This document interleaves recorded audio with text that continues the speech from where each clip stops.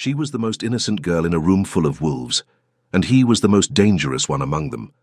One stolen night, two strangers, and a secret that was never supposed to leave that room. But fate has a cruel sense of humor, because the next time Sophia saw him, she was already signing a contract out with his brother. Same last name, same cold eyes, wrong man, and somewhere across that grand entrance hall, he was watching. If your heart just skipped, good. Subscribe to the channel and don't you dare leave before the end. Drop a comment telling us where in the world you're listening from, and leave a like if you believe that some nights change everything, even when we wish they hadn't. The gala was the kind of event that made ordinary people feel like ghosts. Manhattan's Upper East Side had that effect. Surfaces too polished to touch, smiles practiced in mirrors, crystal glasses catching chandelier light, the way money always catches light. Effortlessly, and only for those who already have it. Sophia had worn the dress her mother laid out on her bed without a word of explanation, deep navy silk. She told herself it was just one night. She'd been telling herself that a lot lately. The champagne was a mistake, not the taste, and the taste was fine, sweet and cold and expensive. It was what came after, a slow tilt, like the floor had decided to disagree with her. She set the glass down on a passing tray and pressed two fingers against the wall beside her, just to feel something solid. The laughter around her sharpened into something almost painful. The music pressed too close. She blinked, and the faces nearest to her softened at the edges like a photograph left in the sun. Something was wrong. She knew before she could fully name it. And then, almost against her will, she looked up. He was seated across the room at a long table occupied by men who spoke without moving their lips much. Dark suits, quiet power, the particular stillness of people who never needed to raise their voices to be obeyed. But he was different from the others. Broader, younger. His tie had been loosened just slightly, one button open at the collar. And somehow that single imperfection made the rest of him more alarming, not less. His jaw was set. His eyes were darker than the room deserved. Sophia had grown up surrounded by powerful men. She had never, not once, felt the difference between knowing that and understanding it. She felt it now. She looked away first. The floor tilted again, patient and unhurried, as if it had been waiting for her to stop pretending. Her parents were behind her somewhere. She didn't need to turn around to know. She could feel them the way you feel weather before it arrives. A deal. That's what tonight was. The conversation her father had cut short that morning when she walked into the kitchen. The dress. The glass placed directly into her hand by a waiter who hadn't asked. The man at the table who had glanced at her once with the calm recognition of someone who already knew her name. She walked. Not fast.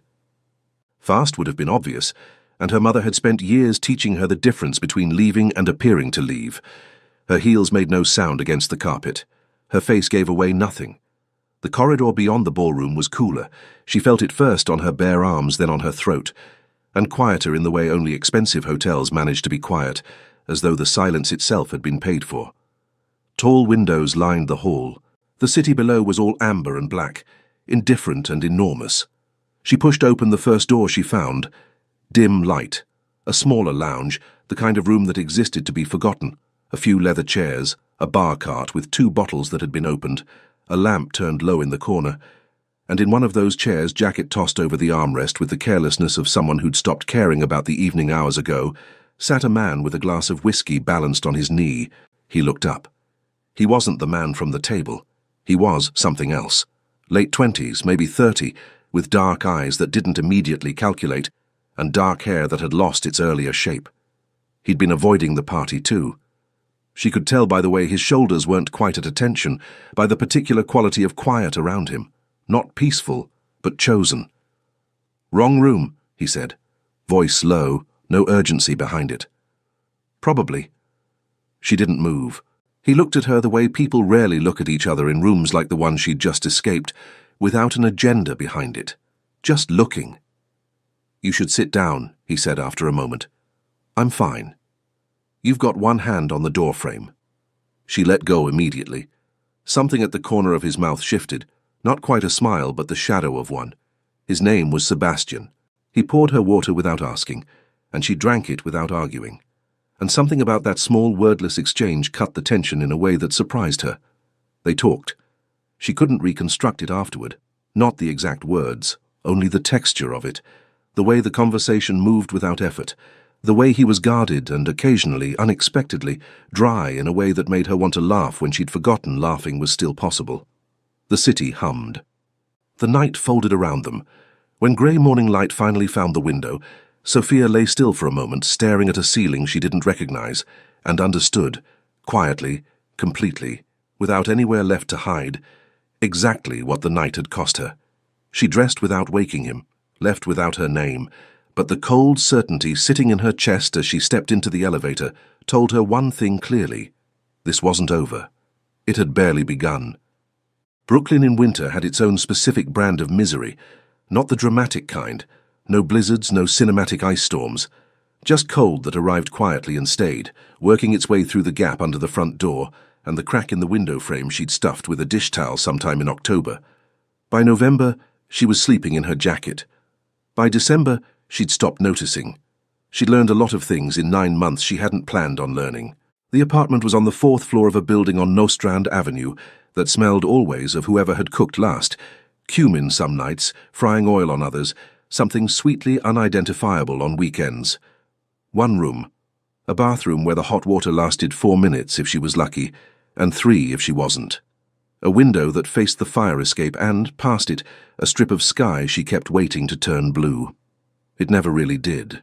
She'd found the place on Craigslist 3 weeks after the gala, when staying in her parents' house had stopped being something she could do without losing the last of herself. She hadn't called them since, hadn't gone back. The delivery job came through an app. Dash-run, bright orange logo, no questions asked. Mostly late-night orders, pharmacy runs, the occasional oversized takeout bag that smelled so good it was almost cruel. She'd bought the motorcycle off a guy in Bushwick, who'd raised his eyebrows when she swung her leg over it without hesitating. Her cousin had taught her on a back road in New Jersey when she was 16, and she'd loved it then, the speed, the particular freedom of moving faster than her own thoughts.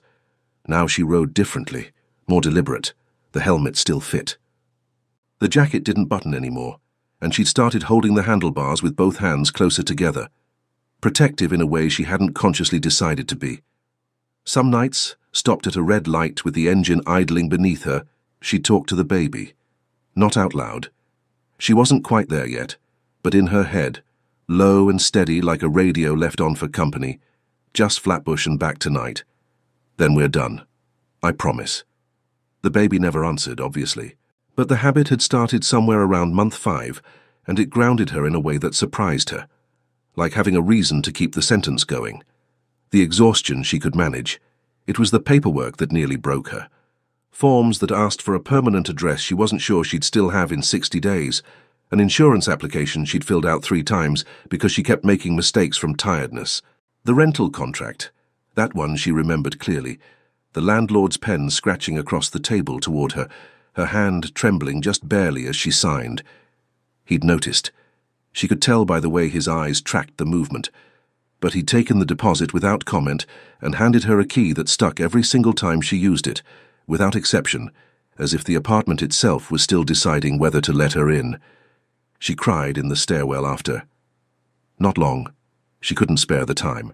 The clinic on Atlantic Avenue ran prenatal visits on a sliding scale. The doctor, Dr. Reyes, was the kind of woman who delivered information like it was weather, factual, undramatic, take it or leave it. You're underweight, eat more protein, sleep on your left side. Sophia had appreciated that more than she expected to. She didn't need gentleness. She needed someone to tell her what to do next. The baby moved for the first time on a Wednesday afternoon. She was sitting on the floor with her back against the radiator, warmest spot in the apartment, eating rice she'd meant to heat up and hadn't. Cold, slightly gluey, eaten straight from the container. And then, out of nowhere, a flutter, small and fast just beneath her ribs, like something knocking from the inside to check if anyone was home. She set the container down, pressed both palms flat against her stomach, and held very still. The radiator hissing beside her, a bus rumbling past outside, everything ordinary and loud and completely irrelevant. It happened again. Sophia didn't move for a long time after that. Just sat there on the floor in her jacket, hands spread wide across her belly, feeling something shift in her chest that she hadn't let herself feel in months. Not relief, exactly. Not happiness either. Not yet. Not cleanly. Something more tentative than that. Something that lived just on the edge of hope and was afraid to come any closer. "Okay," she said. Out loud, for the first time. Her voice came out rougher than she expected, like something that hadn't been used in a while.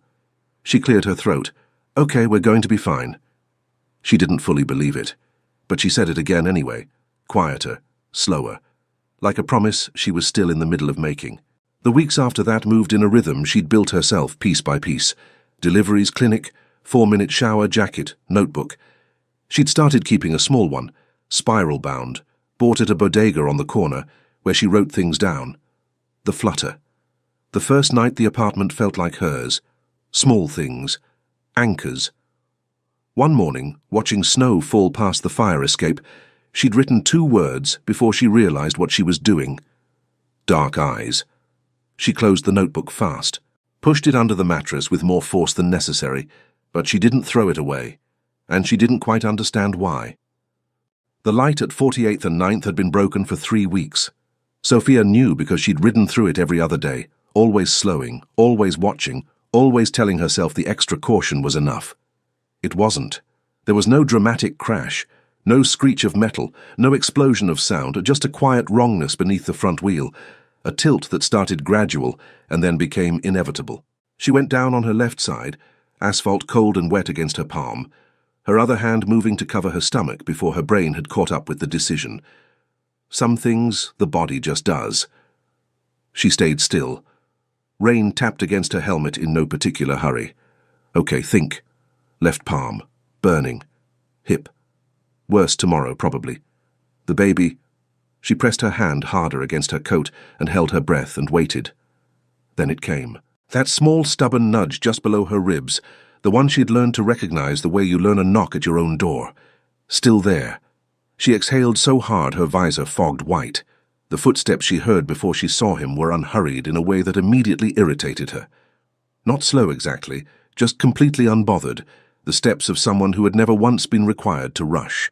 He crouched beside her, dark overcoat, jaw set in that particular way of men who've made a lot of decisions and regretted very few of them.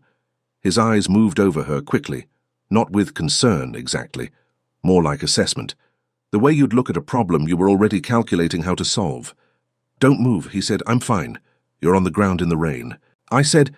She pushed herself up and her left wrist gave out halfway and she made a sound, involuntary, brief, that she wished the moment it left her throat she could pull back. He didn't react to it. Just got a hand under her arm, steady and matter-of-fact, and moved her upright against the curb like it was something he'd done before, or something that simply needed doing. Mid-30s, controlled in a way that suggested it hadn't always come naturally. Dark eyes that didn't warm up even when the rest of his face tried to.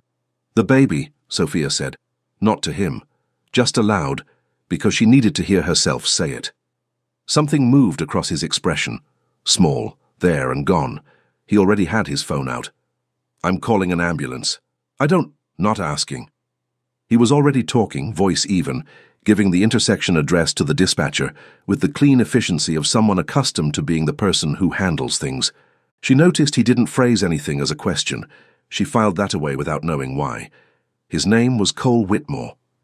She learned this an hour later in the waiting room at St. Luke's, where he'd followed the ambulance without being invited and without explaining himself.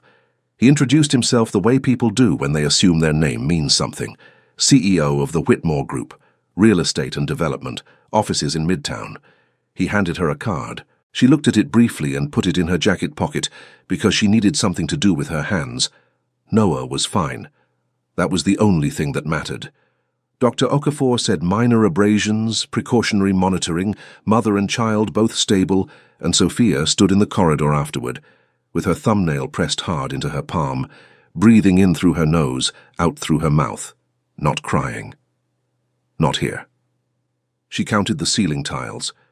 There were 11 visible from where she stood. She counted them twice. Cole was still in the corridor when she came out, standing with his phone in his hand but not looking at it, just waiting in the patient, self-contained way of someone who had decided to stay and didn't need a reason beyond that. He looked up when he heard her. "They're both fine," she said. He nodded. Then, without pause, without the slightest adjustment in tone, I'd like to make you a proposal. She stared at him. Sorry? A business arrangement. Flat. Certain. As if those 4 words were a complete sentence, which to him they apparently were. Sit down, I'll explain. She almost laughed. She genuinely almost laughed. Standing in a hospital corridor at 11:30 with a bandaged wrist and 9 months of exhaustion behind her, being offered a business proposal by a man she'd known for less than an hour. But then Noah shifted, that insistent, familiar pressure against her ribs, and she thought about the key that jammed every single time, and the 4-minute shower, and the notebook under the mattress, and she sat down in the plastic chair beside him, and she listened. The arrangement was precise and oddly thorough: marriage on paper, stable housing, full financial security for the child. In exchange, a legitimate heir to protect the Whitmore family trust from a legal challenge being pursued by Cole's uncle. No emotional obligations, no performance of affection. A contract, a termination clause, separate lawyers. You don't know me, Sophia said when he finished. I know what I need to know. He leaned forward slightly, elbows on knees, watching her with that same assessing steadiness. The question is whether you're practical enough to say yes. The fluorescent light buzzed above them. Somewhere down the hall a newborn was crying, high and insistent, the sound cutting straight through the ambient noise of the ward, and it moved through Sophia's chest in a way she hadn't expected, sharp and clarifying like cold water. When would we sign? She asked. Something shifted at the corner of his mouth, not quite a smile, close enough. 3 days later, she sat across a glass table in a lawyer's office on Park Avenue, wrist still bandaged, the contract in front of her, a pen in her hand. Noah pressed quietly against her ribs as she signed. She told herself it was the right thing, the practical thing, the only thing. She was still telling herself that when the elevator doors opened onto the street and the cold air hit her face, and the city moved around her, indifferent as always, and completely unmoved by the fact that her life had just changed shape again, quietly, on paper with a signature she couldn't take back. The Whitmore estate didn't announce itself the way Sophia had expected. No gates with initials forged in iron, no fountain at the center of a circular drive. Just a long private road through bare winter trees that gradually widened, and then the house simply appeared, large and pale and utterly certain of itself, the kind of building that didn't need to impress anyone because it never had to. She'd prepared herself on the drive over, mentally, quietly, while Noah slept in the infant seat beside her, with his mouth slightly open and his fists curled against his cheeks, like he was ready to argue with someone in a dream. It's just a house. A big house. You slept in your jacket for 4 months and rode a motorcycle through a Brooklyn winter 9 months pregnant. A house is nothing. She'd almost convinced herself by the time the car stopped. Then she walked through the front door and lost all of it immediately. The ceilings were the first thing. They were high in a way that felt less like architecture and more like a position statement. The floors were pale oak, wide-planked, and her first step on them made a sound, low, definitive, that seemed to travel further than it should have. There were white flowers on a table near the entrance, long-stemmed and precisely arranged, and the air carried cedarwood and something cooler underneath it, like a room that had been kept at the same temperature for 30 years and intended to keep it that way. Cole was already ahead of her, jacket on, phone up, moving through his own home like a man connecting flights. She didn't wait for him to offer. She just held Noah tighter and looked around and tried to locate herself in a space that seemed designed to make that difficult. She was still trying when she saw him. He was standing near the far doorway, the one that opened into a room she hadn't learned the name of yet, with one hand in his pocket and the other holding a phone he wasn't looking at. No jacket. A grey shirt with the sleeves pushed to the elbows, collar open, like he'd started getting dressed and then lost interest. Dark hair that had that same quality, she remembered, the kind that looked like it had been neat at some point earlier in the day. She recognized his jaw before anything else registered. Before her brain had fully assembled the rest of him into someone she knew, her body had already understood. It wasn't a gradual thing. There was no slow piecing together, no moment of uncertain recognition. It arrived all at once, blunt and total, the way cold water arrives, and her arms tightened around Noah without her deciding to, and the baby stirred and made a small, unhappy sound and then went quiet again. Sebastian looked up. Their eyes met across the width of the entrance hall, and something shifted in the room that had nothing to do with the room. not dramatic. Cole was still talking in the hallway behind her. Mrs. Hale was somewhere to her left. The house was doing everything a house normally does, and none of it touched the particular stillness that opened up between her and Sebastian in the space of 2 seconds, maybe 3. He looked away first. It felt intentional, not avoidance, more like a courtesy, like he was giving her a moment to put herself back together. She used it. She looked down at Noah, focused on the weight of him, the small rise and fall of his breathing, the way his fingers had found the edge of her collar in his sleep and held on. Okay, just that. Nothing else. You've met my brother. Cole's voice came from the doorway, phone finally lowered, attention briefly present. The word brother did something strange in her chest. She'd known it. It was in the contract documents, mentioned by the lawyer, in the same flat tone as everything else. But there's a version of knowing something that lives only on paper, and then there's the version that arrives when you're standing in a room and it becomes real, and the two versions have almost nothing in common. We haven't, Sebastian said. He crossed toward her, unhurried, that same particular quality of movement she remembered, like he had decided to come and didn't need to explain why, and stopped at a distance that was perfectly appropriate and still somehow closer than she was ready for. He extended his hand. Sebastian Whitmore. She shifted Noah to her left arm, took it. His hand was warm and dry, and the handshake lasted exactly as long as it should have, and she was still aware of it after he let go, which was inconvenient. Sophia. A beat. She needed to say something else, fill the space before it filled itself with something worse. This is Noah. Sebastian looked at him. Not a polite glance, a real look, quiet and deliberate, like he was trying to figure something out and had decided to take his time about it. He looks like he has opinions, he said finally. It surprised a sound out of her, not quite a laugh, but close. He does. Mainly about being put down when he doesn't want to be. Cole made a vague, approving noise and was already gone again, back to the phone, back to whatever required him. Mrs. Hale materialized at Sophia's elbow, a woman in her 60s who moved through the house with the quiet authority of someone who had been running it longer than anyone currently living in it, and gestured toward the staircase. Sophia followed. Noah against her chest, bag on her shoulder, pulse behaving in a way she was actively choosing not to examine. She made it halfway up before she looked back. She knew she shouldn't. She did it anyway.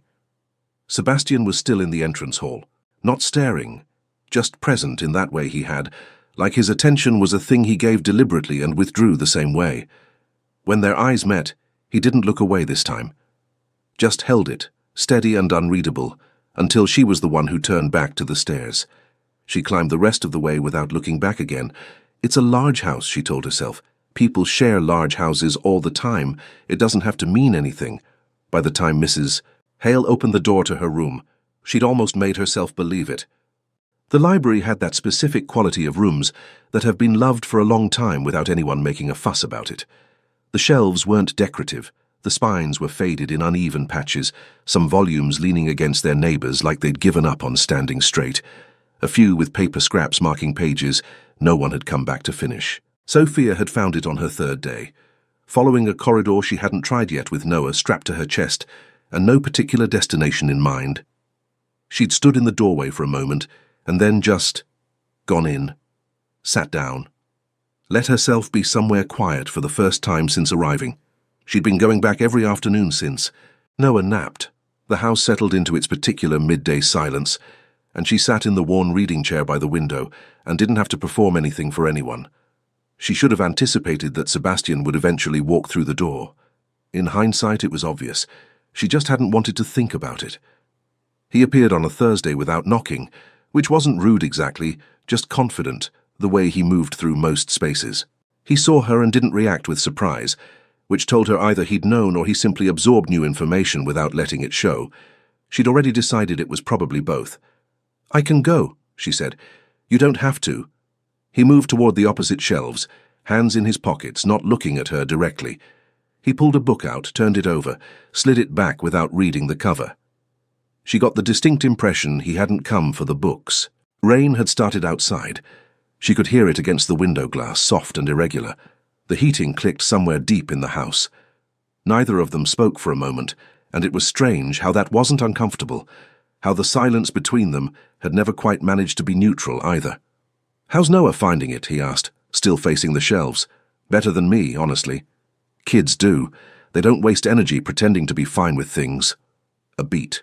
Adults just get good at the pretending part. She looked at him sideways. He wasn't looking back, which made it easier to actually look. The line of his jaw, the way he stood with his weight slightly back, the particular stillness of someone who was never quite off. She'd been avoiding looking at him directly since she arrived. It turned out avoiding it had just been storing it up. She glanced away. "Do you come here a lot?" The words left her mouth, and she knew immediately how they sounded. She almost winced. The corner of his mouth moved, not a smile, just the shape of one. "Every time I need to not be somewhere else." She understood that completely, and wished she didn't. He reached past her then, no warning, no announcement, just a natural reach across her space the way people do when they've stopped thinking about whether it's appropriate. And his arm passed close enough that she caught the scent of him. Warm skin and something faintly like cedar, clean and specific. His shoulder almost grazed hers. He stayed like that for a beat longer than the shelf required before he pulled a book free and stepped back. "Sorry," he said. "It's fine." Neither of them believed either of those things. The kitchen at 2 in the morning belonged to a different house than the one that existed during the day. Sophia never turned on the overhead lights. Too much, too clinical, too much like admitting she was really awake. Just the small light above the stove, which turned the counters amber, and made the window above the sink into a dark mirror. She'd started coming down after Noah's late feeding, when her body was tired, but her brain had decided to stay up and review every decision she'd made in the last year. She'd stand at the counter with tea going cold and stare at the garden she couldn't quite see and wait for her thoughts to slow down. She was doing exactly that when she heard the footstep. Just one, at the threshold. She knew before she turned. Sebastian in a dark t-shirt and old sweatpants, hair not quite where it usually sat, like he'd been awake for a while before coming downstairs. He looked at her, then at Noah, then at the untouched tea on the counter, and the corner of his mouth did something brief and unreadable. "He keeping you up?" "He's been asleep for an hour. I'm just—" She adjusted Noah against her arm. "I can't switch off." He came in without asking, opened a cabinet like he'd done it 1,000 times, which he probably had, and took down another mug, filled the kettle. She watched him move through the amber kitchen light and didn't say anything, and there was an easiness to it that caught her off guard, the simple fact of another person in a room at 2 in the morning who wasn't asking anything of her. He leaned against the counter across from her while the water heated. Noah, drowsy but not asleep, had fixed his unfocused gaze somewhere in Sebastian's direction, with the solemn concentration of a baby encountering a new face. "He stares like that at everyone," Sophia said. "Does he?" Flat, but not dismissive. "He spent 20 minutes yesterday staring at the ceiling fan, very serious about it." Something in Sebastian's face shifted. Not performed, not polite, just genuinely amused in a way he didn't bother hiding. Clearly has priorities. The kettle finished. He made the tea. He stayed, and they talked in low voices the way people do when a house is sleeping. About the grounds, about a village bookshop he thought she'd probably wander into and not leave for 2 hours, about the way the heating in the east wing made a sound like someone dragging furniture at 3 in the morning. Nothing that mattered. Everything that kept the silence from pressing in. Somewhere around the 40-minute mark, she realized she hadn't been careful once, hadn't measured her words or monitored her expressions, or thought about how she was coming across. She'd just talked, been herself. It happened so rarely these days that recognizing it felt like stepping on a stair that wasn't there. She stood up straighter. "I should go back up." "Yeah." He didn't argue, didn't make it strange. She picked up Noah, who had finally gone properly limp with sleep, and walked to the door. She was almost through it when he said her name. Just that. Sophia, quiet, like he wasn't entirely sure he meant to say it out loud. She stopped, didn't turn around. "The tea." A pause. "It's better when it's warm." She breathed out something she didn't have a name for and kept moving, and behind her she heard the small sound of his mug finding the counter, and that sound, small, domestic, completely ordinary, followed her up the stairs and into her room, and was still there when she lay down in the dark with Noah breathing beside her, and the ceiling offering nothing except the obvious fact that she was in a great deal of trouble. She stared at it anyway, for a long time. The almost kiss happened 5 days later, and she couldn't have reconstructed the exact sequence of events that led to it. They'd been in the library again. She'd stopped pretending she went there to read. And he'd come in and sat on the wide arm of the chair across from hers, and they'd been talking about something she couldn't afterward remember, and at some point the room had gotten smaller, without either of them moving toward each other, which was the most disorienting part. He'd reached over to see the cover of the book in her lap. His hand had landed on hers, briefly, incidentally, and neither of them pulled back, and mid-sentence the conversation just stopped, the way music stops when someone lifts the needle, sudden and total. Then his hand moved, slowly, like he was giving her every opportunity to say no. His fingers found the line of her jaw, and his thumb settled at the edge of her cheekbone, and the pressure was barely there. Barely.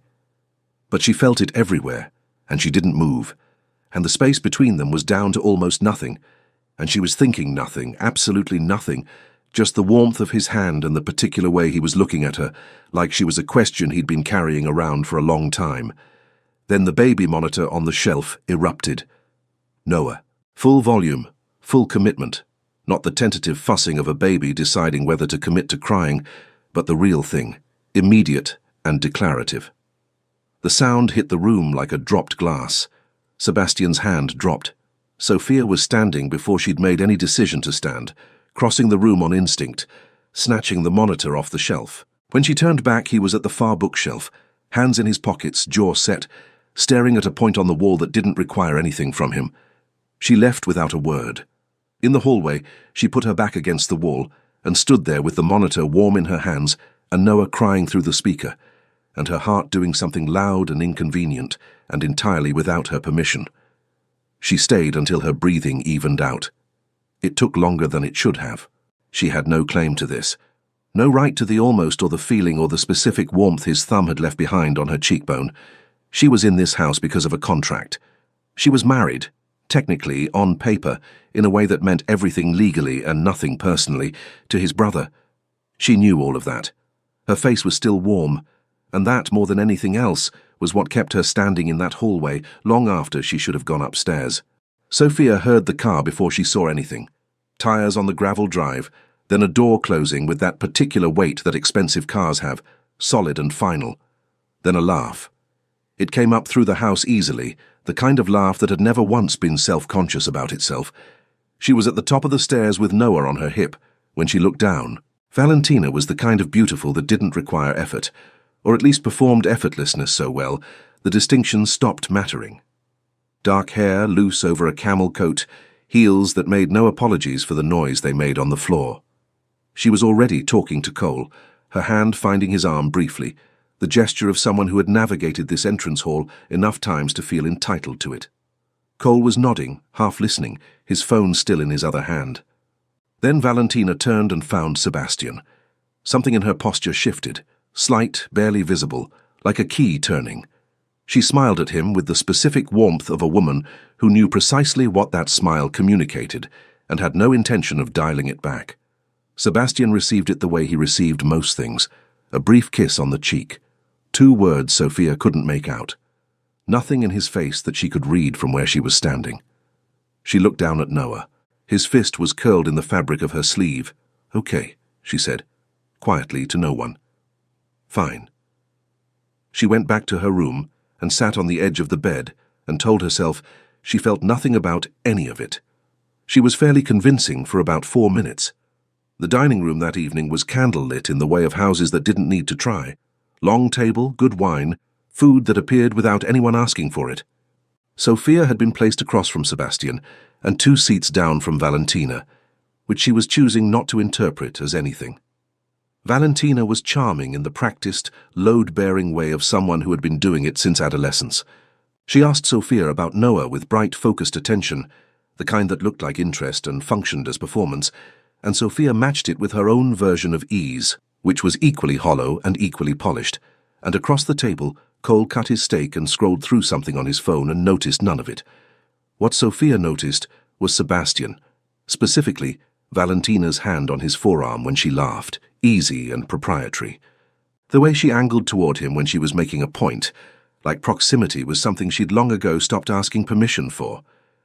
Sebastian just sat there, measured, steady, not leaning in or pulling back, just existing in the particular self-contained way he had, while Valentina directed herself at him like a warm light she'd learned to aim.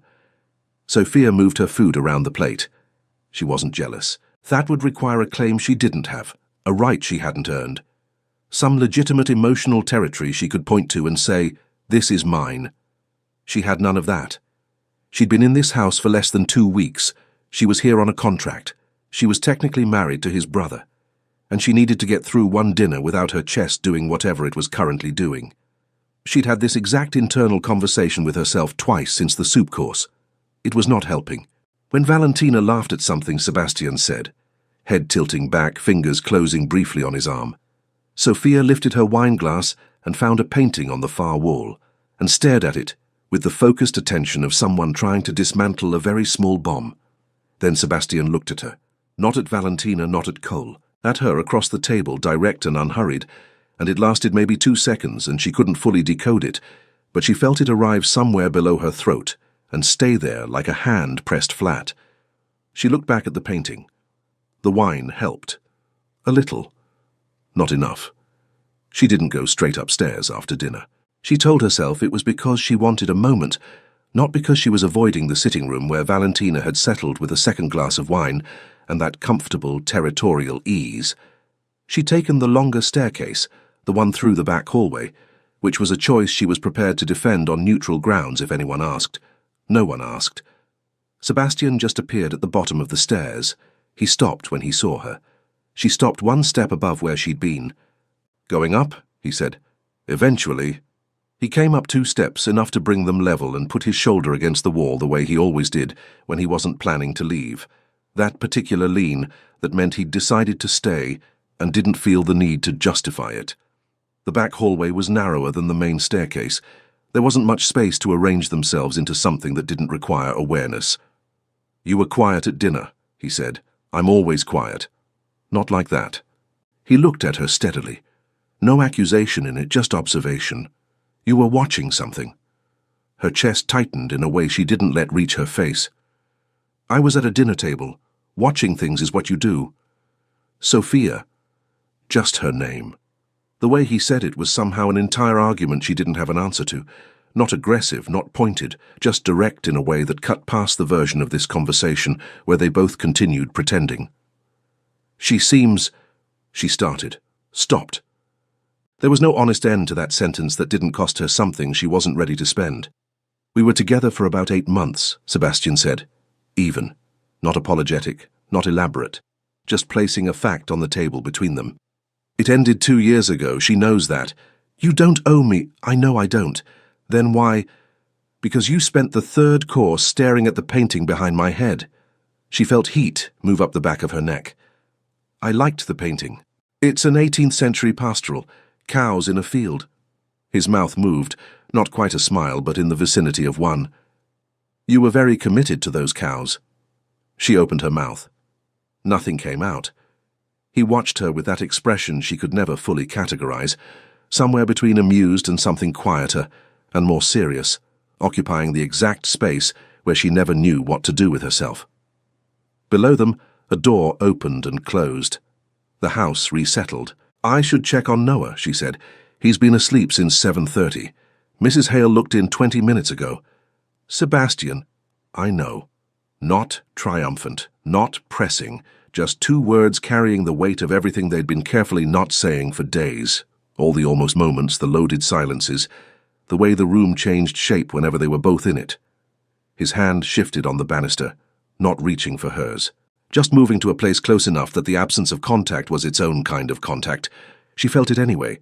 She moved, up the remaining stairs, past him, measured and deliberate and not looking back. From below she heard him exhale. A slow, quiet sound, like something that had been held too long. She carried it up the stairs with her, through the hallway, into her room, where she sat on the edge of the bed and let it settle. Noah breathed in his crib across the room. Steady and oblivious and no help at all. She thought about the way Sebastian had said "I know." Not as a wall, not as a door closing, but as something that sat open at one end.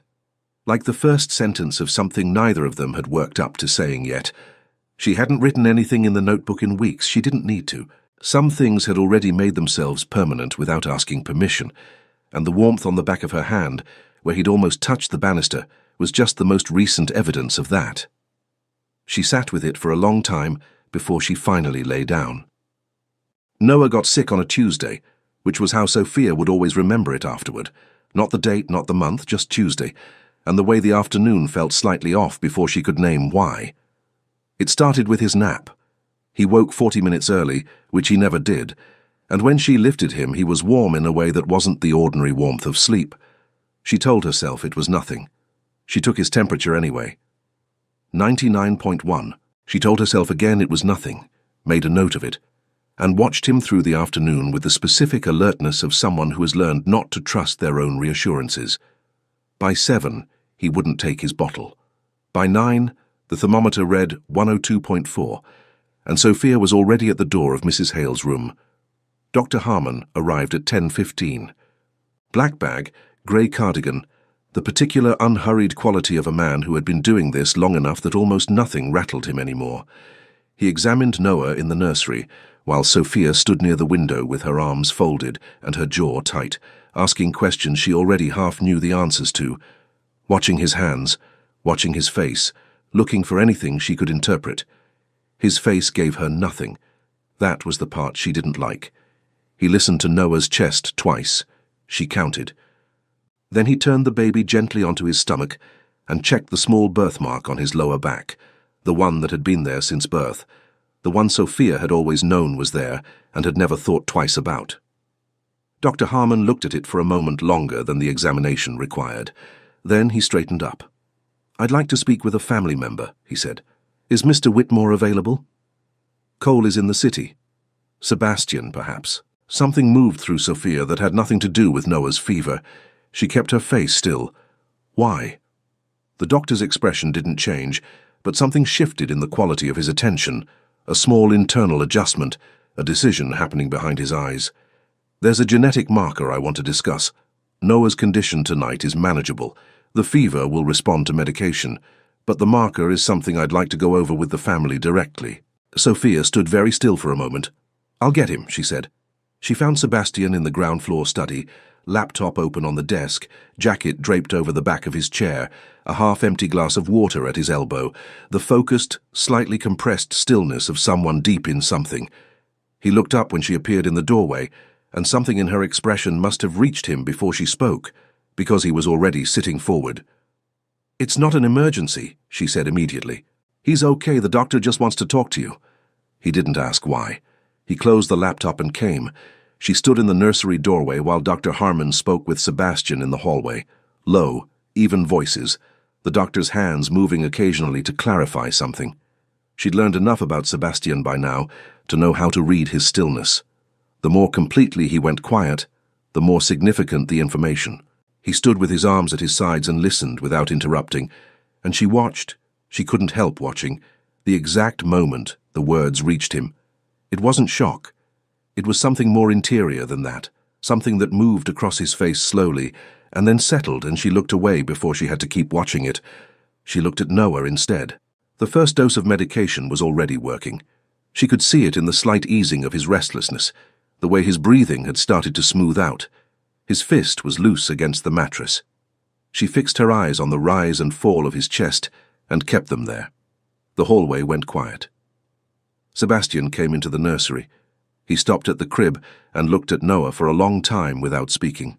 That same quality of attention he'd had from the very first day, careful, deliberate, too sustained to be casual, except that now Sophia understood what had been underneath it all along, and the understanding sat heavy and clear in her chest. His jaw was set. His hands were at his sides. Whatever was moving through him, he was holding it with both hands, and it was costing him something. "The birthmark," he said finally, very quiet. "On his back." She didn't answer. The silence was answer enough. He turned to look at her. His eyes were dark and steady and full of something that wasn't anger. She'd been half bracing for anger, had been running the possibility of it in the back of her mind since Dr. Harmon said the word genetic. But it wasn't that. It was something that sat underneath anger, recognition, the particular weight of understanding something irreversible. He's mine. Not a question, just words arriving at their destination. Sophia felt her throat close slightly. "I didn't know who you were," she said, steadier than she felt, which took effort. "That night, I didn't know your name, your last name, anything. I found out 3 weeks later that I was pregnant and I had no way to—" She stopped, pressed 2 fingers briefly to her mouth, kept going. "I didn't know how to find you. I didn't know if I was supposed to try." Sebastian looked at her for a moment that stretched. "When Cole brought you here," his voice was careful, "did you know that I knew his brother's name was Sebastian?" She held his gaze, didn't let herself look away. "I didn't know it was you until I walked through the door." Something in his face changed, not dramatically, just a kind of release. Something that had been held at tension finally letting go a fraction. "I shook your hand," he said, quiet, almost to himself. "I stood there and I shook your hand and I didn't. What was I supposed to do?" The crack in her voice on the last word was small, but she heard it and hated it. In front of Cole, in front of everyone, with Noah in my arms. What exactly was the right thing to say in that moment? He didn't answer, because there wasn't one, and he was honest enough to know it. The nursery held its quiet around them. Then Noah made a small sound, not distress, just the half-conscious murmur of a baby shifting in sleep, his fist opening and closing once against the sheet. They both looked at him. It happened at the same moment without coordination, and the simultaneousness of it did something to the air between them that neither of them acknowledged. Sebastian moved to the chair beside the crib, the one Sophia had spent half her nights in since arriving. He sat down, leaned forward with his elbows on his knees and looked at Noah for a long time without speaking. The room was very still. "He has my mouth," Sebastian said, so quietly it barely made it across the room. Something opened in Sophia's chest. Not pain, exactly. More like pressure releasing, the way a window feels when you push it wide after a long time closed. She didn't say anything. Whatever she said would have made it smaller, and it didn't deserve to be smaller. "I'm not angry at you." He looked up at her. "I need you to know that. I don't have standing to be angry at you for any of this." "You have some," she said. "Maybe." He looked back at Noah. His jaw moved slightly. "Right now I just need—" He stopped, started again. "I just need a minute." "Take whatever you need." She sat down on the small upholstered stool near the window, far enough to give him room, close enough that leaving would have felt like abandonment. Outside, the grounds were completely dark, a fine frost on the grass picking up the thin light from the nursery window and holding it. Somewhere deep in the house, a clock struck the hour. 3 in the morning. The fever was dropping. Noah was going to be fine, but the room had become something different from what it had been an hour ago, and both of them were sitting in the middle of that difference, and neither of them had any idea yet what it was going to require. Sebastian reached out slowly and rested 2 fingers against the top rail of the crib, barely touching, just there, like someone learning a language 1 word at a time, starting with the only word that currently mattered. Sophia watched his hand and didn't look away. Cole's car came up the drive at 7:45. Sophia heard the tires on the gravel from the kitchen earlier than she'd expected, and then the front door, and then his voice asking Mrs. Hale something she couldn't make out. She tracked his footsteps instinctively toward the kitchen, slowing outside the door, and then continuing past it toward the study. He hadn't come to check on Noah first. She stood at the stove with the bottle in her hand, and let that land without doing anything with it. Noah was in his bouncer on the counter, fully recovered and making his opinions known about the pace of breakfast, watching her with the focused impatience of someone who had been sick for 2 days and was now prepared to be compensated for it. Sebastian had been up before her. She'd found him at 6 when she came downstairs, already dressed, standing at the kitchen window with a coffee he clearly hadn't touched, looking out at the frost on the grounds. He'd turned when she came in with Noah and looked at the baby the way he'd been looking at him since the night before, differently than before, with something that had settled into his face and changed the quality of it. He said good morning. His voice was steady in a way that had effort underneath it, the kind of steadiness that costs something. "He slept?" Sebastian asked. "All night." "Good." He looked at Noah for another moment. Then he set the untouched coffee in the sink and said, I need to talk to Cole when he gets back, and left the kitchen. Sophia stood at the counter after he went. The bottle warmed in the pan. The kitchen felt larger than usual. She didn't station herself near the study door. That kind of waiting, the held breath, strained attention kind, had never served her. It just made everything feel worse and longer. So she fed Noah, changed him, carried him up to the small sitting room on the second floor that faced east and got the best morning light, and sat in the chair by the window and read the same paragraph of a book 4 times without retaining a word of it. She sat there for 40 minutes. Noah fell asleep against her chest somewhere around the 20-minute mark, his weight going fully slack, the way only sleeping babies manage, and she put the book down and rested her chin lightly on the top of his head and looked out the window at the grounds and waited. When Sebastian appeared in the doorway, she knew before he spoke. Not from his expression. His face was doing what his face usually did, which was give almost nothing away. But from the quality of how he was standing. Something had changed in it.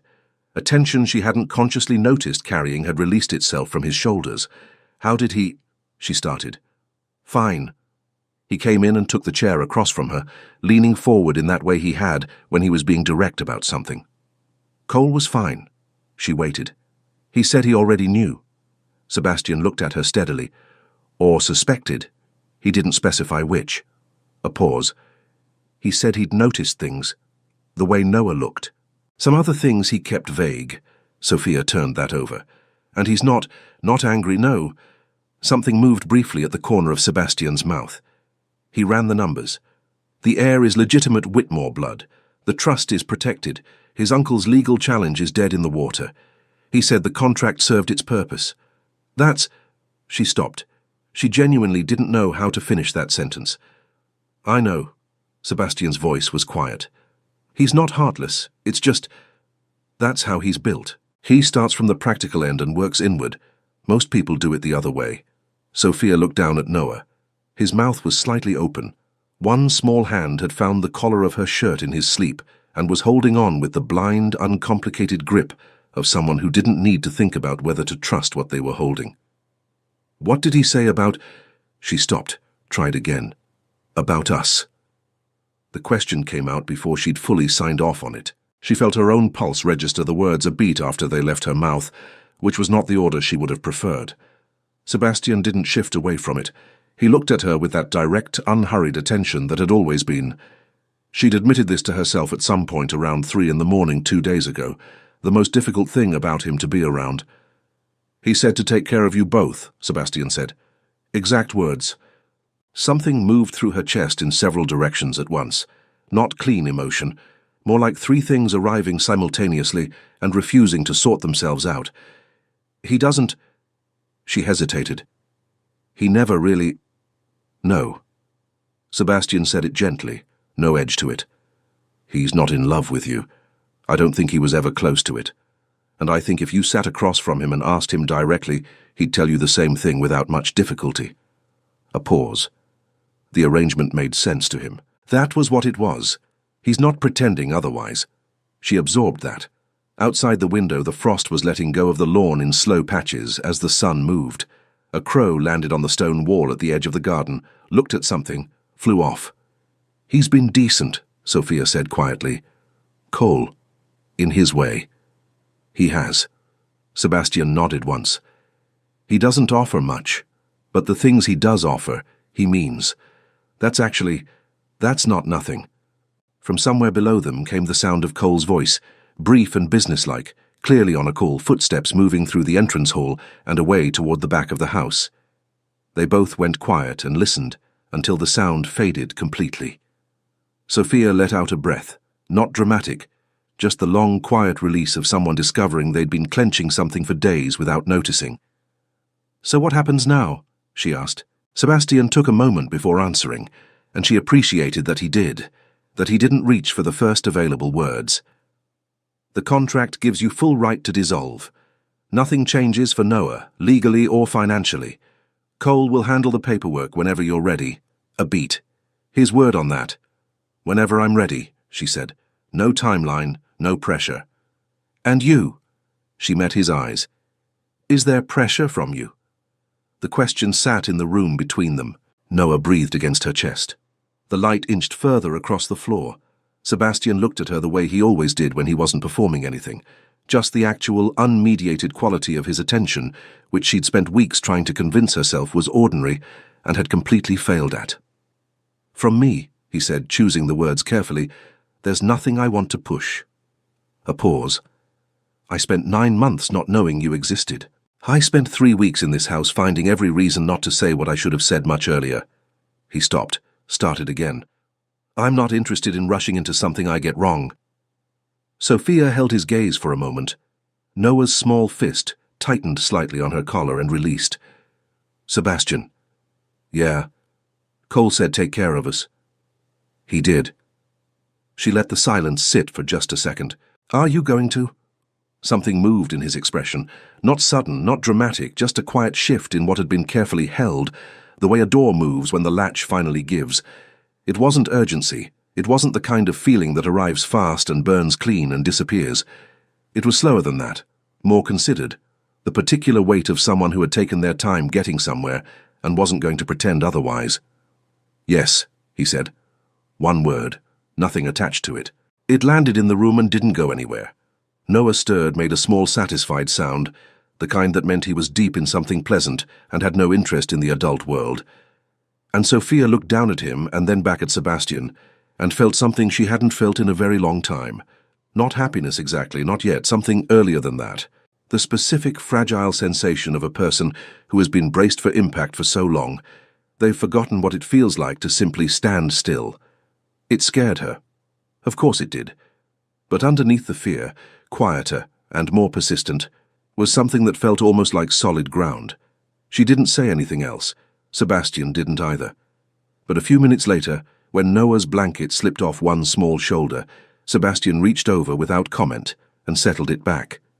Careful, unhurried, like someone practicing something they intended to keep doing.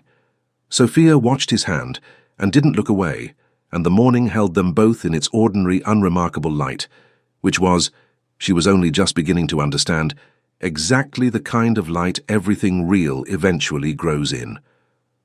The dissolution paperwork took 4 days. Sophia knew because she counted, not out of anxiety, just the quiet awareness of someone who understood that certain endings deserved to be witnessed, even if no one else was watching. Cole had handled it the way he handled everything, efficiently, without sentiment, with complete follow-through.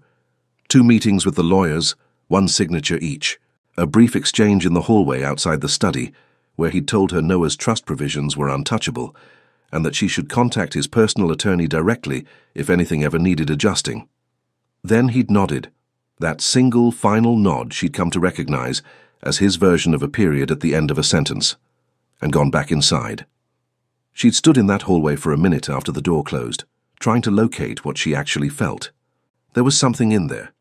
Not grief exactly, not relief exactly, more like the layered residue of an experience that had been several things at once and refused to resolve into just one. She waited for it to sort itself. It didn't. Eventually, she went upstairs to get Noah from his nap and let it be complicated. On the 5th day, she called the lawyer herself. Not about the trust. She just needed to hear the timeline stated plainly, to understand what was hers and what the next step actually looked like. Patricia, who had the composed, slightly weathered tone of someone who had untangled stranger arrangements than this without blinking, walked her through everything twice and told her there was no rush on the housing decision. Sophia thanked her and set the phone down, and looked around the room she'd been sleeping in for 6 weeks. The window, the oak tree outside it, Noah's things arranged along the far wall with the gradual naturalness of things that had found their place. I don't want to leave. The thought arrived without drama, without permission. Just sat there, plain and new. She took the train into the city on Saturday morning because she needed it. The specific noise of it, the anonymity, the feeling of being one unremarkable person moving through a crowd instead of a known quantity inside a house that watched everything. She'd walked in from 72nd Street with Noah in the stroller, probably over-bundled if she was being objective about it, a coffee in her free hand that had given up being hot somewhere around the park entrance. The first snow of the season had started an hour before she left, tentative stuff, the kind that moves sideways more than down and takes a while to decide whether it's committed to the ground. But it was there. and the park had absorbed it the way the park absorbed everything, going quieter, softer at the edges, the city pulling back to a respectful distance. She heard her name. She turned, and there was Sebastian. Dark coat, hands in his pockets, colour in his cheeks from the cold and the walking. He stopped a few feet away with the look of someone who had prepared something to say, and then, upon actually arriving, quietly set it aside. "I didn't follow you," he said. "Saturdays." "I know." She did know. He'd mentioned it once during one of those 2 in the morning kitchen conversations she'd been pretending not to file away. "I wasn't worried." He looked at Noah. The stroller had stopped moving, and Noah had apparently decided that cold air plus motion equaled ideal sleeping conditions, because he was completely out, one cheek pressed against the padding, fist loosely open. Sebastian looked at him the way he always did now, that specific quality of attention he'd stopped trying to disguise, and something in his face did its quiet thing. "How is he?" "Fully recovered. Currently insufferable about it." The corner of his mouth moved. He fell into step beside her without making a question of it, which she'd half expected, and which still, somehow, loosened something in her chest. They walked. The snow kept drifting around them in its undecided way. Someone's dog sprinted across the path ahead, pursuing a squirrel it was never going to catch. "How are you?" he asked, like he actually wanted the answer. "Strange," she said. "Not bad strange, just I don't have a better word for it." "That tracks. Does it?" He was quiet for a step or two.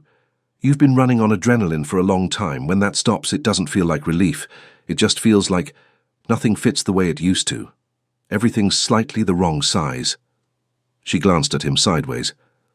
"That's annoyingly accurate. I've been thinking about it. About adrenaline. About you. Flat. Simple. Not a line. Just the truth with nowhere to hide." She looked back at the path. A couple came toward them from the other direction, the woman mid-laugh about something, tucked into the man beside her. Sophia watched them pass and didn't say anything for a moment. "I don't know how to want things," she said eventually. "Things that aren't just the next urgent problem. I've been making decisions based on whatever was on fire for so long that I don't actually know how to choose something just because I want it." Sebastian didn't rush to fill the silence. The path bent left and they bent with it, and through the trees ahead the Bethesda fountain came into view, its stone dark with snow that had finally started to settle on the ground. "So what do you want?" he asked. No agenda behind it, just the question, open-handed. Sophia stopped. She wasn't entirely sure her feet had consulted her before doing it. She just stopped, stroller in front of her, snow coming down, Sebastian a half step ahead and then turning back, and she looked at him. Actually looked, the way she'd been carefully refusing to for weeks. "I want to stop arguing with myself about what I'm allowed to want," she said, quieter than she'd meant it to come out, more unguarded than she'd planned. Sebastian turned to face her fully. He wasn't performing anything, no careful management, no measured expression. Just him. Looking at her with the unguarded version of his attention that she'd come to understand was something he didn't hand out indiscriminately. His hand came up slowly and brushed something from her hair, a snowflake, barely anything, the back of 2 fingers grazing her temple, and he didn't pull away right after. "Then don't," he said. "Not with me." The city hummed at a distance that felt respectful. Noah slept on with complete indifference to the fact that something was shifting in the air 2 feet above his head. "I don't know how to do this," she said. The honesty of it surprised even her. Whatever this actually is. Neither do I. Not with you specifically. A beat. I think that might be the whole point. Snow was settling in earnest now, thin white along the stone path on the shoulders of his coat, in the loose pieces of her hair. She could feel the cold on her face and the warmth of him just close enough to register. And she was tired.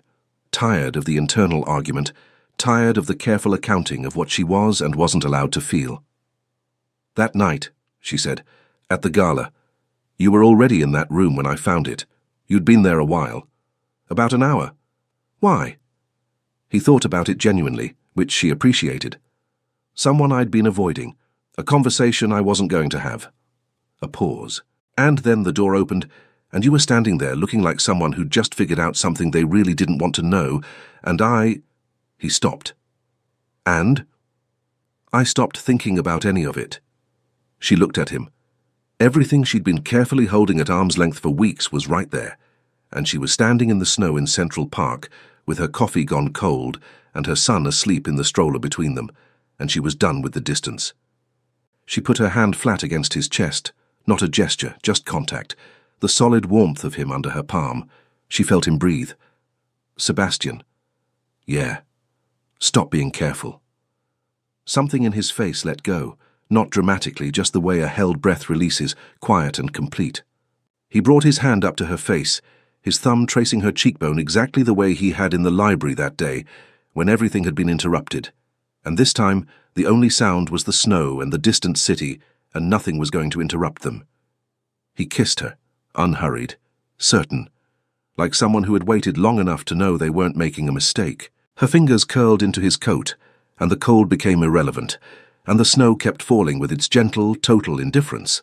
And somewhere inches away, Noah slept on like a person with significantly better things to dream about. When they pulled apart, she kept her eyes closed for a beat longer than necessary. Okay, she said, to no one in particular, to the air. She felt Sebastian's forehead come to rest against hers, felt him almost smiling, not quite there yet, but close. It's okay, he said back. Noah woke up, not distressed, just the sudden full alert consciousness of a baby whose nap had reached its natural conclusion and who now had requirements. They both looked down at him simultaneously. He looked back up at them with the expression of someone who had arrived at a situation mid-scene and was unimpressed by the lack of explanation. Sebastian laughed. Actually laughed, low and unguarded, the kind that comes from somewhere genuine rather than somewhere polished, and Sophia felt it against her forehead and realized she hadn't heard it before, not like that, and she wanted to hear it again. Filed that away immediately, didn't examine it, just kept it. We should keep walking, she said. Yeah. He reached over and took the stroller handle from her without asking, and they started moving again through the thinning snow, and Sophia tucked her hands into her pockets and felt the cold on her face and the warmth of him beside her, and let herself, just let herself, feel something she had chosen. It was terrifying. It was also, underneath that, the closest thing to solid ground she'd stood on in a very long time. Christmas arrived at the Whitmore estate, the way it always had apparently, without asking anyone's permission and with complete confidence in its own welcome. Sophia noticed it in increments. A wreath on the front door she hadn't seen the day before. The smell of pine threading through the ground floor and mixing with the cedar the house always carried, becoming something new. Mrs. Hale had wound lights along the staircase banister, with the methodical care of someone observing a ritual older than anyone currently in the building, and the first time Sophia came downstairs at night and saw them, Noah on her hip, the house quiet around her, something moved in her chest that she hadn't been prepared for. She stood on the stairs for a moment longer than she needed to, just stood there. It had been 3 weeks since Central Park. 3 weeks of something that didn't have a clean name yet, but had a texture she was learning. Sebastian finishing his coffee instead of abandoning it in the sink. Noah deciding somewhere around day 4 that Sebastian's shoulder was an approved sleeping location and simply annexing it. The three of them settling into a rhythm that hadn't been planned or discussed. It had just happened, the way things happen when you finally stop spending energy keeping them out. Cole was still in the house. She'd half expected him to recede after the dissolution, to remove himself with the neat efficiency of a man closing a file. He hadn't. He showed up at dinner most nights, quieter than before, occasionally watching Noah with an expression that didn't belong to any category she could cleanly identify. Not paternal, not transactional. Something in the space between that she'd stopped trying to label. Some people were just more complicated than the boxes available for them. She'd made her peace with that. Christmas Eve came in cold and cloudless, the sky pulled tight and dark above the lit house. From the driveway, it looked like something assembled from the specific details of the Christmas people imagined rather than the ones they actually had. Sophia stood at the tall window in the sitting room watching the grounds go dark and let her mind go back, briefly, deliberately, to the apartment on Nostrand Avenue. The dish towel wedged into the window frame. The radiator that only worked if you hit it in the right spot. The 4-minute shower she'd timed so many times she could feel the countdown in her body. She visited the memory the way you visit a place you've moved away from, not with grief, not anymore, but with something closer to tenderness, for the version of herself who had been there, who had stayed. She heard Noah before she saw him. That particular sequence of sounds, concentrated effort, small grunt, a pause, that she'd learned meant he was working on something. She turned from the window and there he was, center of the rug, on hands and knees, rocking forward with the absolute focus of a person who has decided tonight is the night. He'd been threatening to crawl for days. He rocked, his arms buckled, and he went face first into the rug with a small, indignant sound. Sophia crouched beside him. Almost. He looked up at her with an expression that made very clear he did not want to hear almost. You're dramatic about setbacks, she told him. You get that from your father. I'm going to dispute that. She looked up. Sebastian was in the doorway, dark trousers, grey sweater with the sleeves shoved up, arms loosely crossed, with the expression he'd been wearing more often lately, the one that wasn't managing anything. Just present. She was still getting used to it, that version of him, still catching herself surprised by it. He went down face first, Sophia said. That's dramatic. That's gravity, different thing. He came in and settled cross-legged on the rug beside her, close enough that she was aware of the warmth of his arm near hers. Noah immediately recalibrated, redirecting his considerable determination toward Sebastian's direction. He's close, Sebastian said, watching him. He's been close for 4 days. So he's thorough. That's not a flaw. She felt him glance at her sideways on the last word. She let it land and said nothing. Noah got one knee forward, evaluated, got the second one. Then, in a movement that was more controlled fall than crawl, improbable, slightly sideways, nothing like the smooth motion the books suggested, he covered 14 inches of rug and arrived against Sebastian's knee with the triumphant expression of someone who had just proved a point. Sebastian looked down at him. She'd been watching for this moment since the night of the fever, not waiting for it exactly, just aware that it was coming, that something was working its way to the surface. It arrived now, quietly and completely. He put his hand on Noah's back, and Noah grabbed his finger in both fists and held on with the total confidence of someone who had never considered that things might not hold. "Hey," Sebastian said. Very quiet. Just to him. Sophia turned to look at the fireplace. She needed a moment, and she wasn't going to apologize for taking it. She just watched the fire and breathed, and let the thing in her chest be as large as it needed to be. Cole appeared in the doorway. He stood there long enough to take it in, Sophia on the floor, Sebastian beside her. Noah with his whole small body oriented toward his father like a compass finding its direction. And something moved across Cole's face that was fast and unguarded and completely real before he put it away. He cleared his throat. "Dinner." "Yeah," Sebastian said. 2 minutes. Cole looked at Noah once more. That unclassifiable expression, the one she'd stopped trying to name. And then he was gone, his footsteps even and unhurried down the hall, fading into the house the way he always did. Sophia watched the empty doorway. "He'll be okay," Sebastian said. "I know." She looked at him. "He's better than the version of himself he shows people." Always was. Sebastian was quiet for a moment. "We grew up not talking about things. Talking felt like losing ground somehow. He learned that earlier than I did and kept it longer." A pause. "He's working on it, in his way." She nodded. That was all that needed saying. The informal dining room suited them. Smaller, rounder table, no performance required. The tree in the corner threw soft-coloured light across the ceiling, and Cole, somewhere between the first and second glass of wine, told a story about a Whitmore Christmas 15 years ago involving a catering mix-up and 4 cases of escargot intended for an address in Westport that had arrived here instead. It was the most Sophia had heard him speak consecutively since she'd arrived. Sebastian's face stayed carefully neutral throughout, which told her he'd heard the story before, and was watching Cole tell it rather than listening to the words. Noah ate sweet potato with the total commitment of someone who had recently understood that food could be sculpture as well as sustenance, somewhere in the middle of it.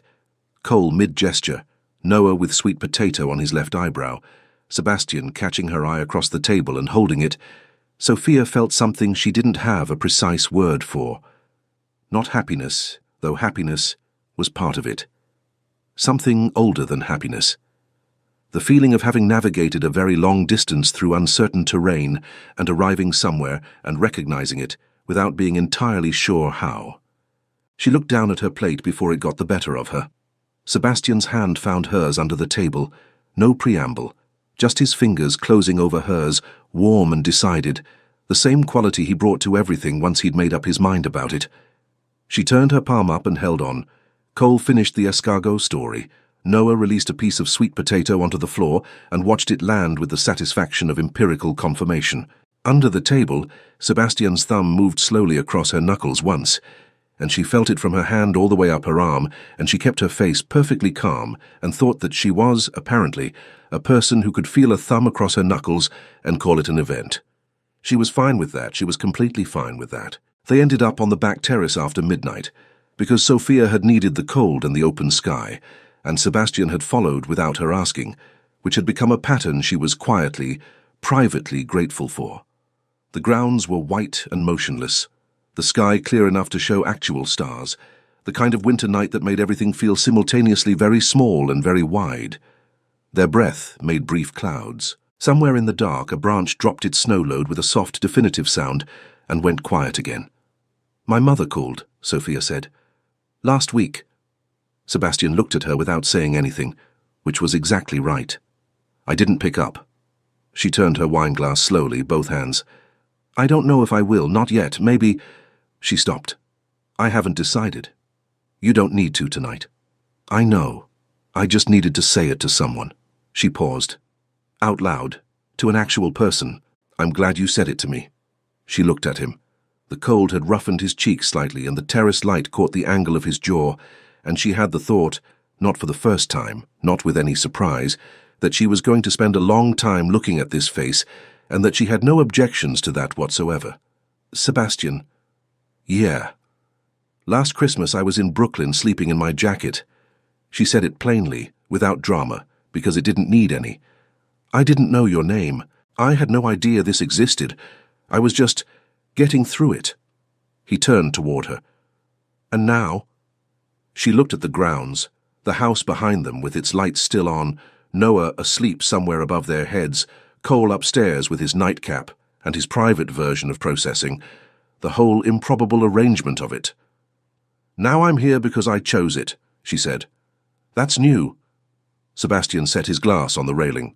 He turned to face her and brought both hands up to her face, his palms still cold from the air, his thumbs settling at her cheekbones, and looked at her for a moment the way he did when he wasn't protecting anything.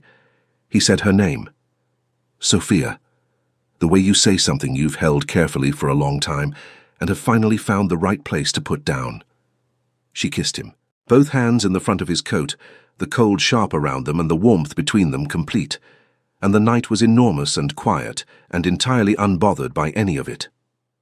When they pulled apart, she rested her forehead against his and closed her eyes and listened. The house, the grounds, his breathing. "Merry Christmas," he said, low against her hair. "Merry Christmas." Behind them, through the glass doors, the staircase lights were still on. Mrs. Hale left them until morning every year, apparently, regardless of who was in the house or what had changed. The sitting-room tree threw its coloured light across the ceiling, and upstairs, in the room with the window that faced the oak tree, Noah slept with the profound, unconscious certainty of someone who had never doubted, not even once, that the world holding him was solid. Sophia didn't move. She stood on that terrace with the cold on her face, and Sebastian's arms around her, and the stars overhead doing what stars do, existing indifferently, beautifully, without requiring anything from anyone. And she let herself be exactly where she was, not braced, not waiting, not counting down to the next thing, just here, just this. It was, she thought, quite enough. She had spent so long holding on that she'd forgotten holding on wasn't the same as living. Sophia learned the difference slowly, the way you learn anything that matters, not in a single moment, but in the accumulation of small ones. A hand under a table, a name said carefully in the dark, a baby who crawled 14 improbable inches towards someone and held on with everything he had. Some arrivals don't announce themselves. They just find you standing somewhere unexpected, already home. If this story stayed with you, if Sophia's journey moved something in you, subscribe to the channel and leave a like. It means more than you know. And drop a comment telling us where in the world you're listening from. Every single one of you is why we keep telling these stories.